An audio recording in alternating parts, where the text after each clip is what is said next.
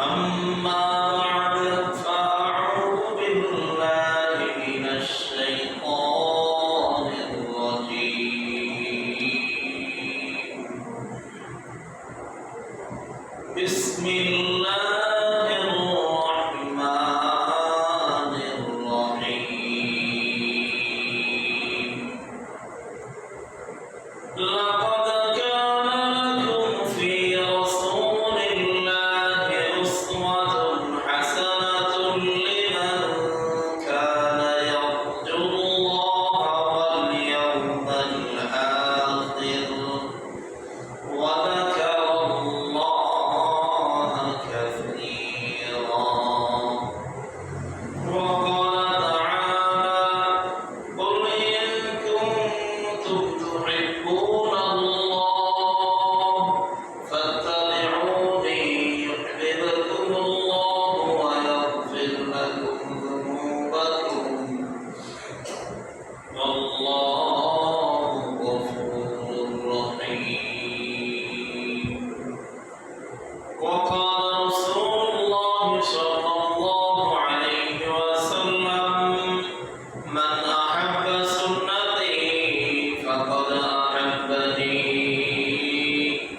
ومن أحبني كان معي في الجنة وكما قال عليه الصلاة والسلام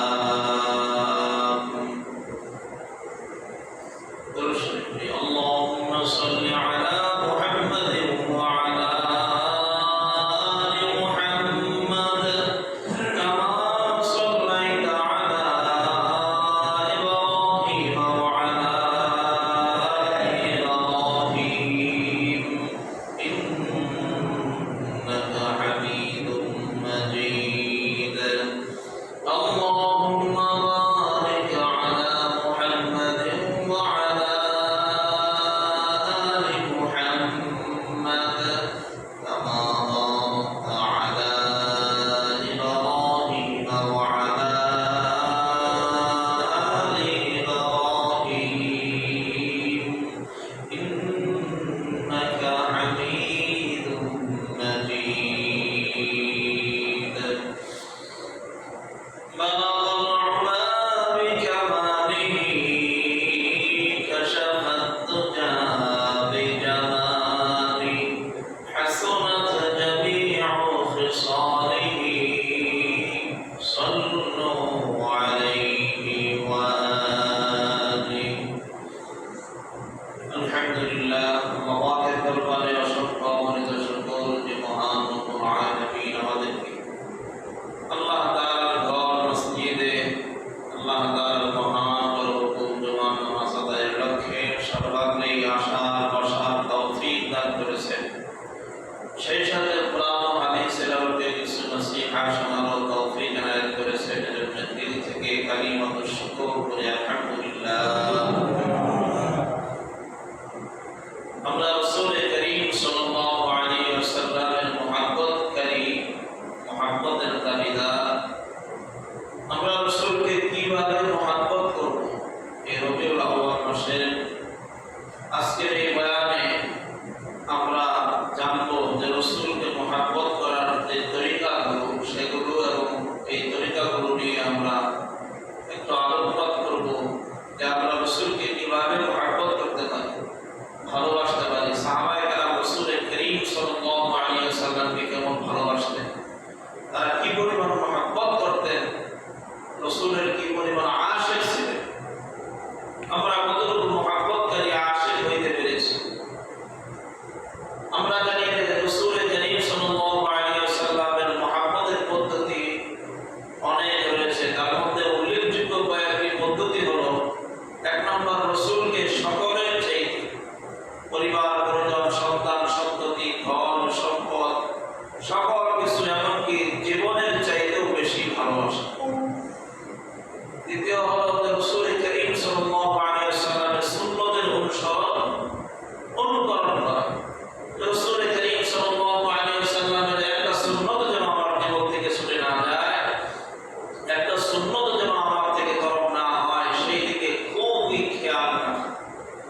দ্বিতীয় নম্বর হলো রাসূল করিম সাল্লাল্লাহু আলাইহি ওয়াসাল্লামের উপরে যতটুকু সম্ভব হয়, যতটুকু সময় পায়, আমি ফরজ ওয়াজিবের পরে সুন্নতের পরে সালাত ও সালাম প্রেরণ করা, বেশি বেশি রাসূলের উপরে দরুদ পড়া।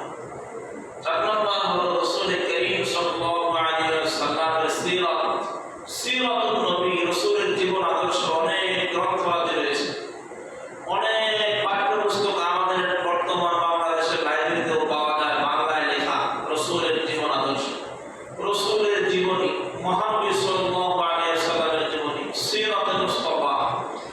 এইরকম অন্যতম সিরাতুল মুস্তাফা অথবা সিরাতুন নবী নামে শিরোনামে যে সমস্ত কিতাবগুলো লিখিত আছে, দিনে 24 ঘন্টায় কোনো এক সময় অল্প সময় হলেও কিছু কিছু করে দৈনন্দিন রাসূলের জীবনী পাঠ করা, এটা রাসূলের প্রতি মহব্বত, ভালোবাসার একটা পদ্ধতি, একটা নিদর্শন। 4 নম্বর গেল। 5 নম্বর, রাসূল করিম সাল্লাল্লাহু আলাইহি ওয়াসাল্লাম যা পছন্দ করতেন, যা ভালোবাসতেন তা পছন্দ করা, যা অপছন্দ করতেন তা অপছন্দ করা, এটাও একটা মহব্বতের পদ্ধতি, নিদর্শন। 6 নম্বর, রাসূল করিম সাল্লাল্লাহু আলাইহি ওয়াসাল্লামকে ভালোবাসতে যায় কোনো প্রকার মাত্রা অতিরিক্ত না করা, কোনো বেদাত না করা, মহব্বত দেখাইতে যায় কোনো প্রকারের বেদাতে না জড়ানো, এটাও রাসূলকে ভালোবাসার পদ্ধতি।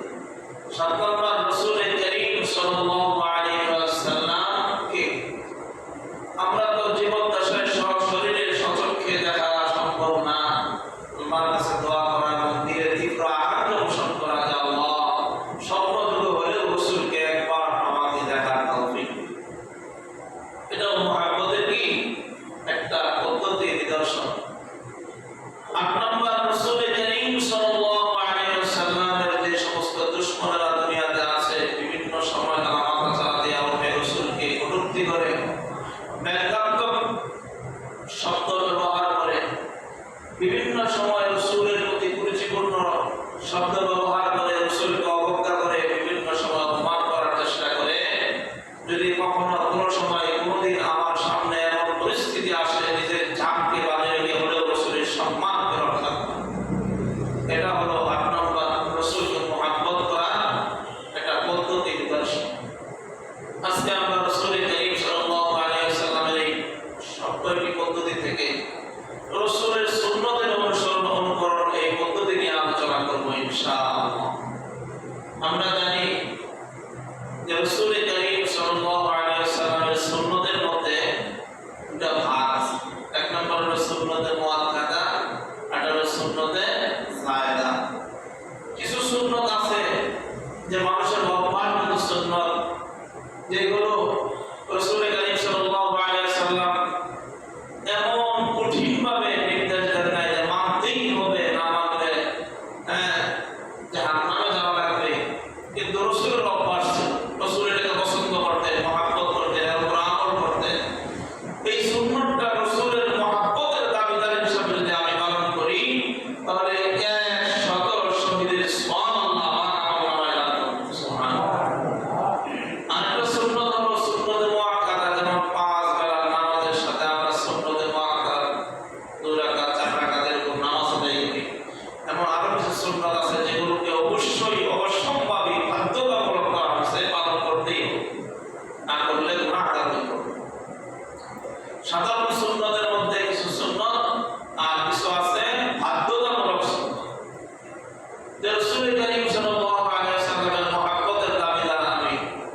সাধারণ সুন্নত তো আমার থেকে ছুটে যাবে না, কি বলেন? আমি যেহেতু রাসূলকে মহব্বত করি, রাসূলকে ভালোবাসি, সুন্নত মুস্তাহাব কোনো আমলই আমার থেকে ছুটবে না, কারণ আমি তো রাসূলকে ভালোবাসি। রাসূল কিভাবে চলতেন, কিভাবে খাইতেন, কিভাবে বসতেন, কিভাবে ঘুমাইতেন, রাসূল কিভাবে মাথার চুল কর্তন করতেন, কিভাবে হাতের নখ কাটতেন, কিভাবে রাসূল করিম সাল্লাল্লাহু আলাইহি ওয়াসাল্লামের জিন্দেগি পরিচালনা করছেন, তার চাই না আমল করার নাম হলো আশিক রাসূল। রাসূলের প্রত্যেকটা সুন্নতকে গুরুত্ব দেওয়া। বলতে পারেন ফরজ ওয়াজিব ঠিক থাকলেই হয়। অনেকে এরকম বলেও যে আমার ফরজ ওয়াজিব ঠিক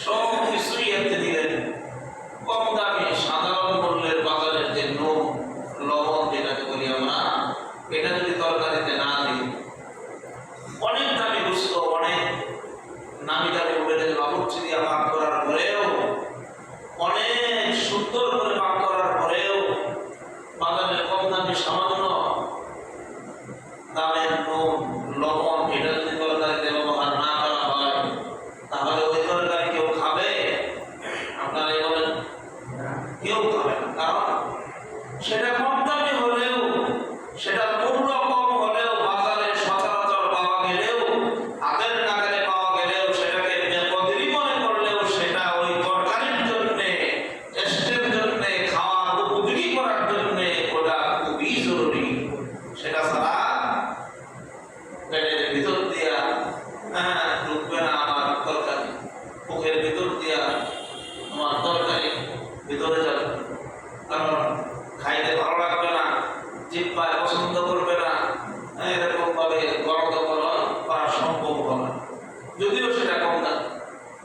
ঠিক তেমনি ভাবে কিছু সুন্নত আমাদের জিন্দগিতে আছে, যেটাকে আমরা মনে করি স্বাভাবিক সুন্নত, মামুলি সুন্নত মনে করি, সাধারণ মনে করে ছেড়ে দিই। কিন্তু আল্লাহ পাকের কাছে এই সুন্নতের দাম অনেক বেশি, অনেক বেশি, যে আপনার ফরজ কবুলের পিছনে সুন্নতের শর্ত করা হয়েছে। সুবহানাল্লাহ। যে যদি আমলটা সুন্নত তরিকায় হয়, আমলটা যদি রাসূলের দেখানো বাতলানো পথে হয়, রাসূলের আদর্শ অনুযায়ী হয়, সাহাবায়ে কেরামের অনুসরণ অনুকরণে হয়, তাহলে ওই আমলটাই আল্লাহর কাছে মকবুল হবে, কবুল হবে, নচেত গ্রান্টেড হবে না, কবুল হবে না। তাহলে সুন্নতের দাম কম না বেশি? অনেক বেশি। আমাদের আকাবের মুসলমানদের তারা খুঁজে খুঁজে রাসূলের সুন্নতকে পালন করতেন, খুঁজে খুঁজে রাসূলের সুন্নতের উপর আমল করতেন। দেখতেন যে রাসূলের সুন্নতটা কি, দেখতেন যে রাসূল করিম সাল্লাল্লাহু আলাইহি ওয়াসাল্লাম সেই গুহার মধ্যে 3 দিন রাত্রি যাপন করছেন, লুকিয়েছিলেন 3 দিন তিনি গুহার মধ্যে আটক ছিলেন। কাফেরদের লোকচক্ষুর আড়ালে ছিলেন, কিন্তু এরকম 3 দিন আত্মগোপনে থাকাটাও একটা সুন্নত। কোন ফরমান ওয়ারেন্ট জারির পরে 3 দিন আত্মগোপনে থাকাও কি একটা সুন্নত। এটা হচ্ছে সুন্নত।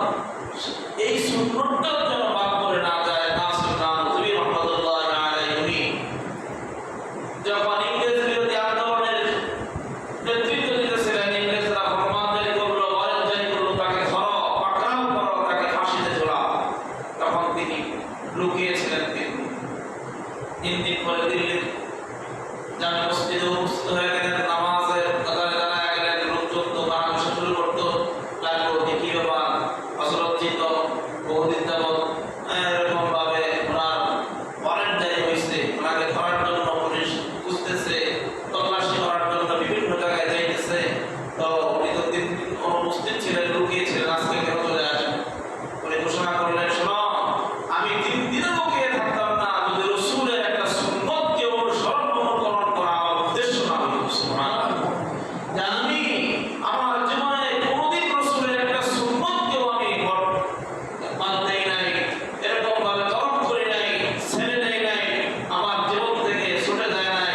একটা সুন্নতকে পালন করার উদ্দেশ্যে যে রাসূল 3 দিন ওই গুহার মধ্যে হযরত আবু বকর রাদিয়াল্লাহু তাআলা আনহুকে নিয়ে লুকিয়েছিলেন, সেই সুন্নতটা পালন করার, অনুসরণ করার জন্য, অনুকরণ করার জন্য আমি রাসূল এই 3 দিন আত্মগোপনে ছিলাম। সুবহানাল্লাহ। তারা সুন্নতকে খুঁজে খুঁজে মানতেন, একটা সুন্নত যেন জীবন থেকে ছুটে না। আমরা জানি যে হাঁচি দিলে যিনি দেন ওনার আলহামদুলিল্লাহ বলা সুন্নত, আলহামদুলিল্লাহ বলা কি সুন্নত। যিনি শুনেন তার উপরে ইয়ারহামুকাল্লাহ বলা,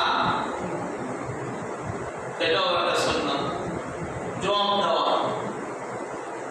আমি হাসি দিয়ে আলহামদুলিল্লাহ বললাম, আপনি জবাব বলবেন কি আলহামদুলিল্লাহ।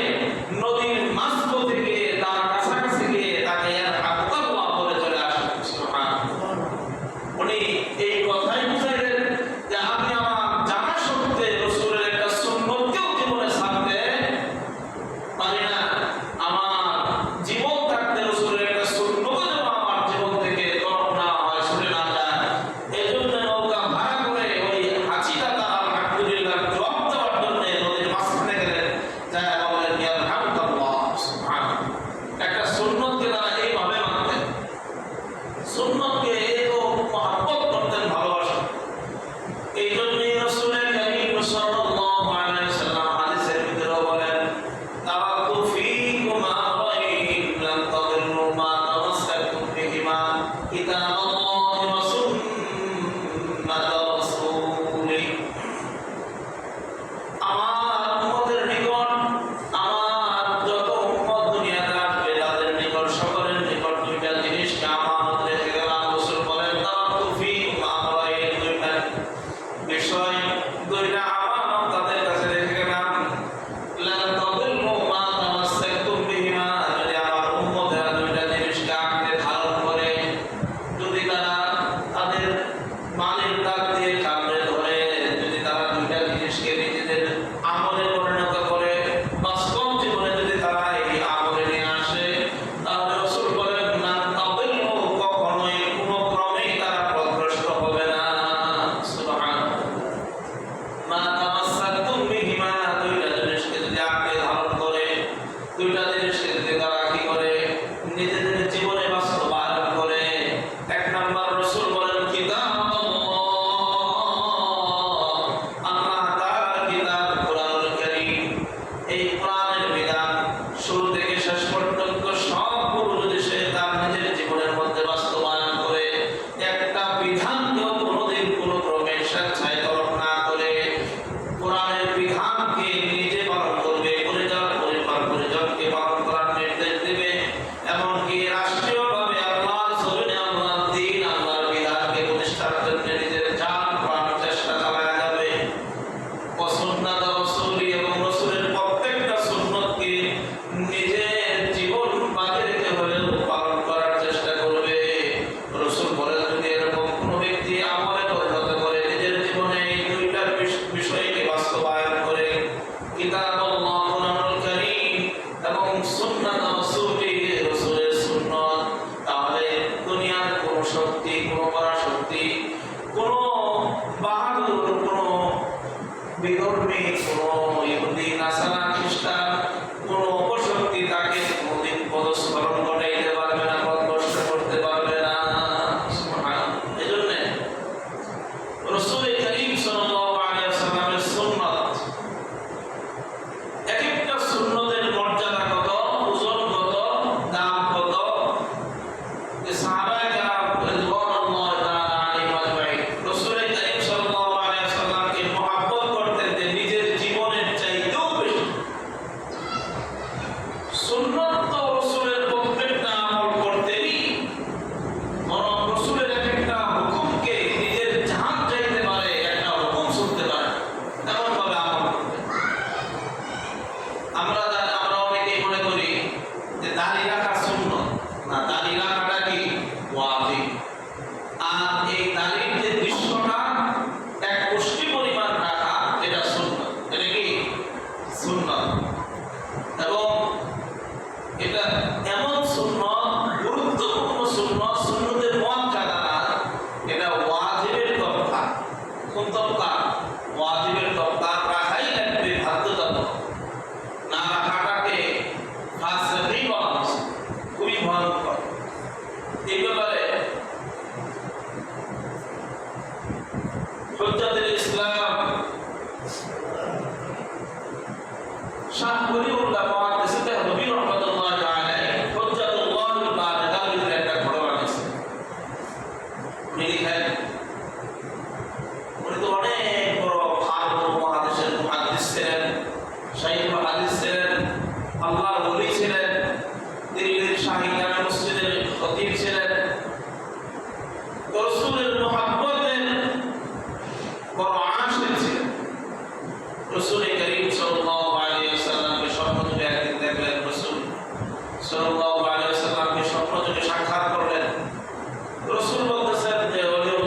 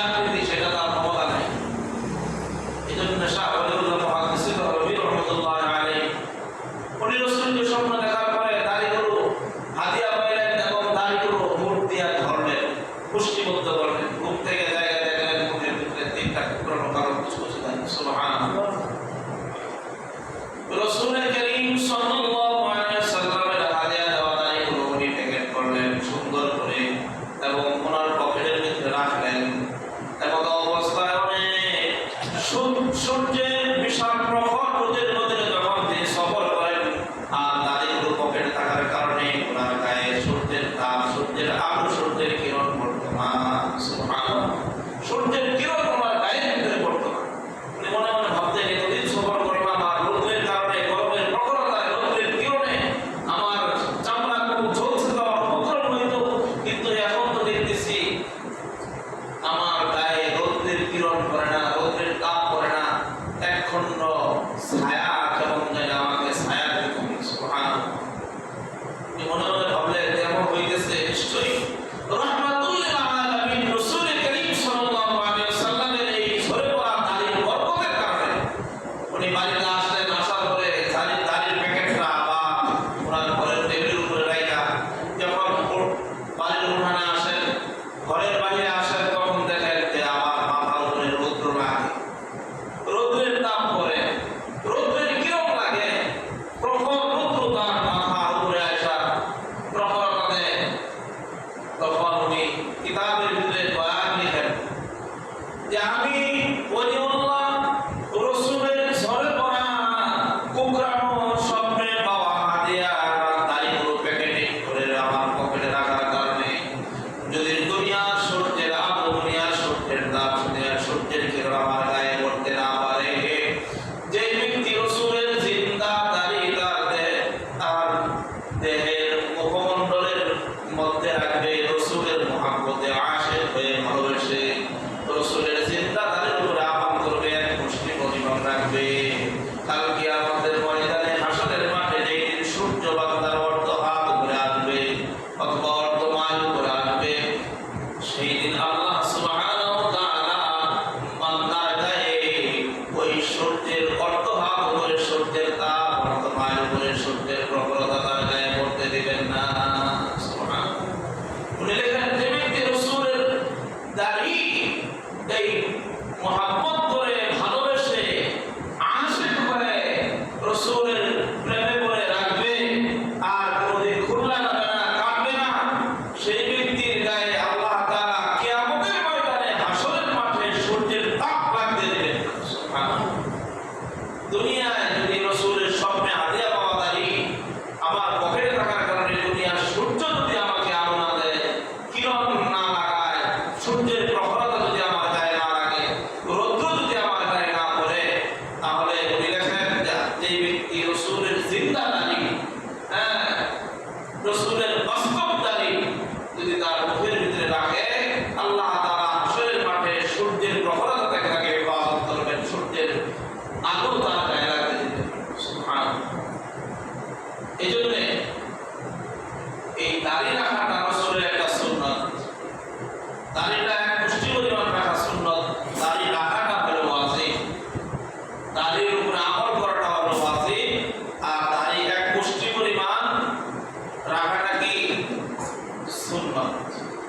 এজন্য আমরা অন্ততপক্ষে এই সুন্নাতটার উপরে রাসূলের আশিক হইয়া, মহব্বতকারী হইয়া, ভালোবাসা পোষণকারী হইয়া যদি আমরা রাখি, তাহলে এটাই আমার নাজাতের কারণ হয়ে যায়। হাদিসে তো ভয়ঙ্কর কথা রাসূল বলছেন, মান কাতা ইহয়াতি কাতা উলুকি, যে ব্যক্তি আমার দাড়িকে কর্তব্য করলো সেজন্য পর্দার কেটে দিল। নাউযুবিল্লাহ, এক স্ত্রী তার স্বামীকে বলতেছে, তাইকা আগামীকাল সকালে তো তোমার শ্বশুর বাড়ি আমার বাবার বাড়িতে যাবো, তুমি হইলা নতুন পথ, তোমাকে নিয়ে যাবো, সুতরাং একটু ক্লিন শেভ করে আসো, দাড়িগুলো ফেলে আসো।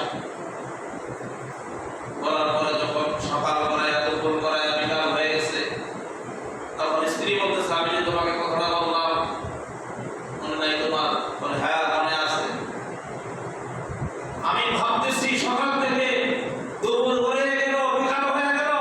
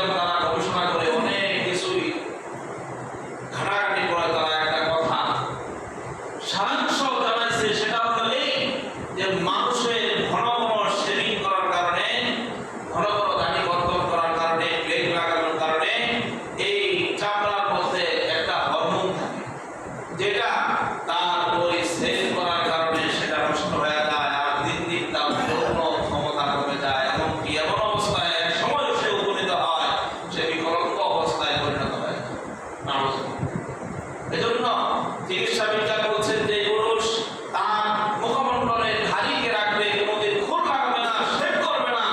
আল্লাহ তাআলার ইচ্ছায় তার যৌবনী শক্তিকে সে জীবনের শেষ দিন পর্যন্ত ধরে রাখতে পারে। সুবহানাল্লাহ। এটা হলো চিকিৎসা বিজ্ঞানের কথা, এটা হাদিসের ভিতরে সামনে আছে। যাই হোক, রাসূলের একটা সুন্নতের উপর আমল করা, একটা সুন্নতের উপর আমল করা, এটা অত্যন্ত গুরুত্বপূর্ণ। কোন সুন্নতই রাসূলের বেকার বলে যান নাই, প্রত্যেকটার ভিতরে গভীর রহস্য রয়েছে এবং উম্মতের জন্য বিশাল ফায়দা নিহিত রয়েছে। সেটা চিকিৎসা বিজ্ঞান এখন গবেষণা করে বের করতেছে। আপনারা এরকম ভাবে বিভিন্ন বাজারে বই পাওয়া যায় যে সুন্নত চিকিৎসা বিজ্ঞান, সুন্নত বিজ্ঞান, এরকম কিতাব ক্রয় করতে পাওয়া যায়। বাসায় নিয়ে আসবেন এবং পড়বেন, আশ্চর্য হয়ে যাবেন। আমরা অনেক সময় দেখা গেছে যে খাবারের মধ্যে একটু লবণ চাই, এটা যদিও ওরকম গুরুত্বের সাথে মজবুত সমাজের দ্বারা প্রমাণ নয়, কিন্তু তারপরেও চিকিৎসা বিজ্ঞান বলছেন যে খাবারের পূর্বে একটু লবণ থাকার কারণে জিহ্বার ভিতরে যে সমস্ত জীবাণু থাকে সেগুলো ধ্বংস হয়ে যায়। এই জন্যই হুজুরখানের দিন তারা এরকম করতেন, খাবারের পূর্বে একটু লবণ খেয়েছিলেন।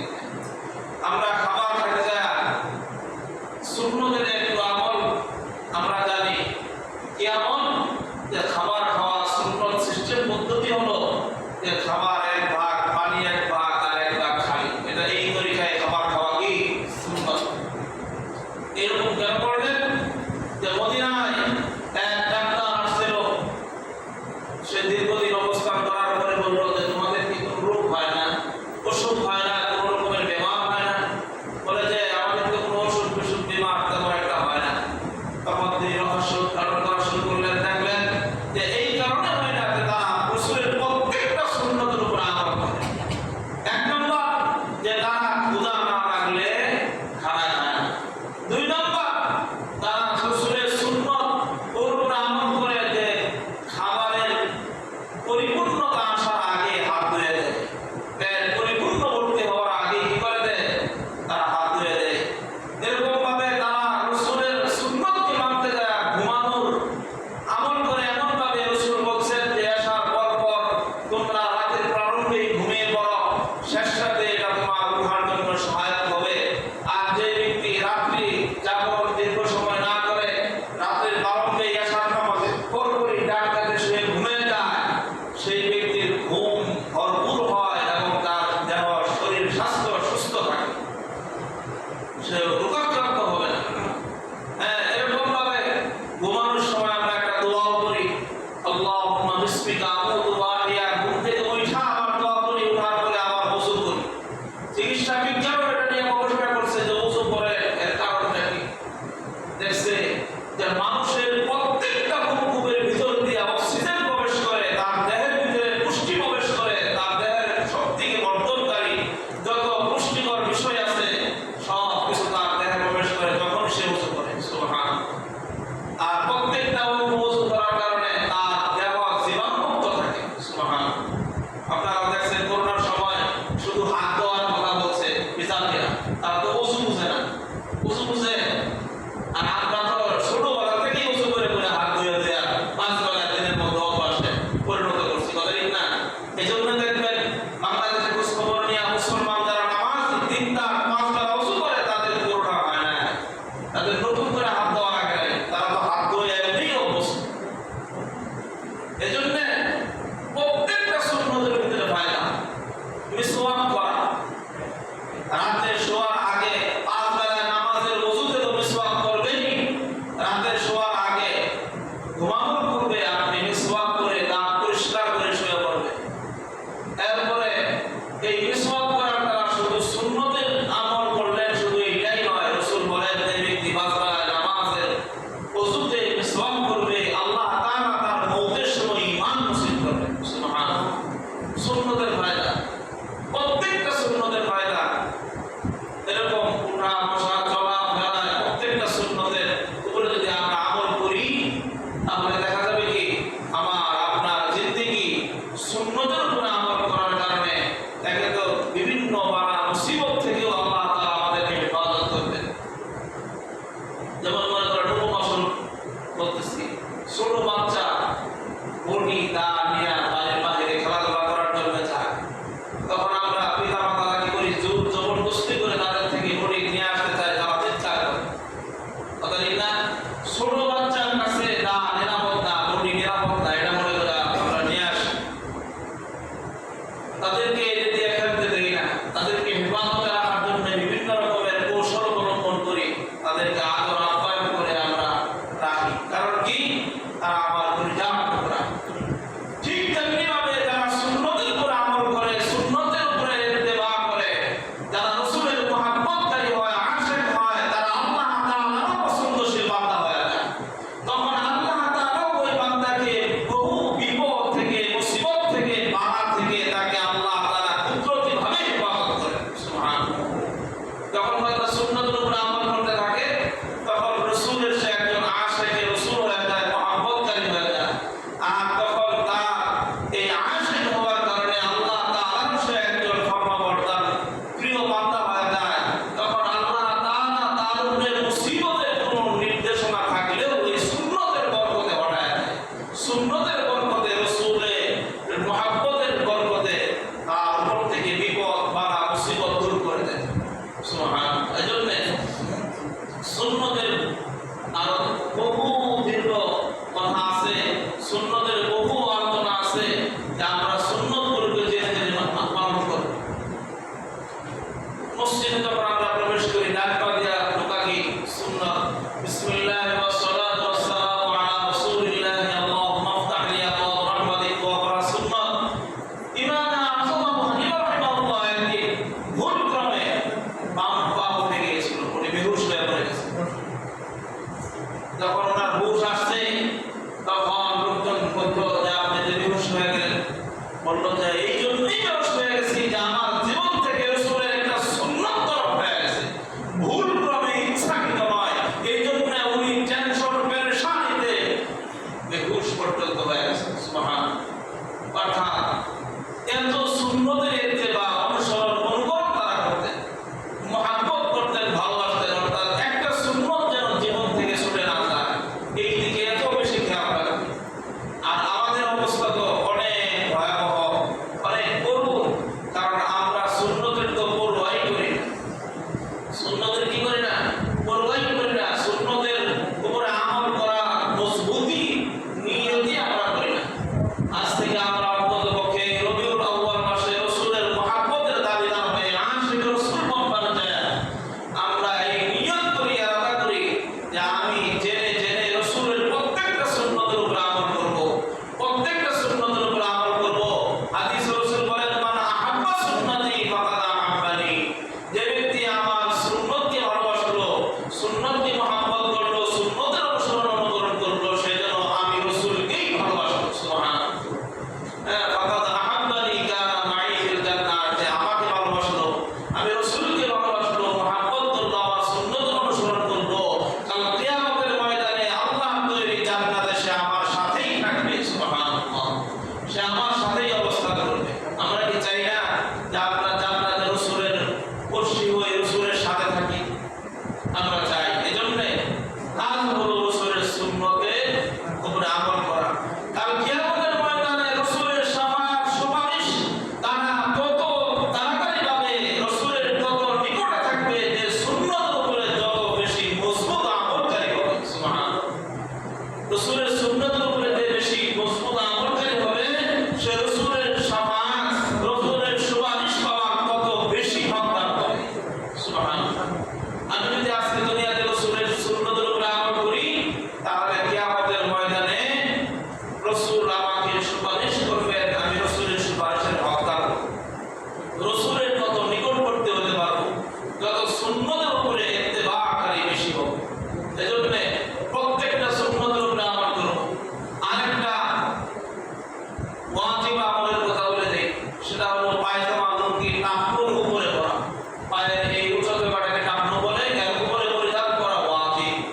এটা উপরে পরিধান করা, এই দৃশ্যটা উপরে পায়জামা লুঙ্গি টাকনুর উপরে পরিধান করা সুন্নতে মুআক্কাদার চেয়েও মজবুতের সাথে রাসূল বলেন, মা আসফালা মিনাল কাবাইনি মিনাল ইসারি বিন নার। যে ব্যক্তি পায়জামা লুঙ্গি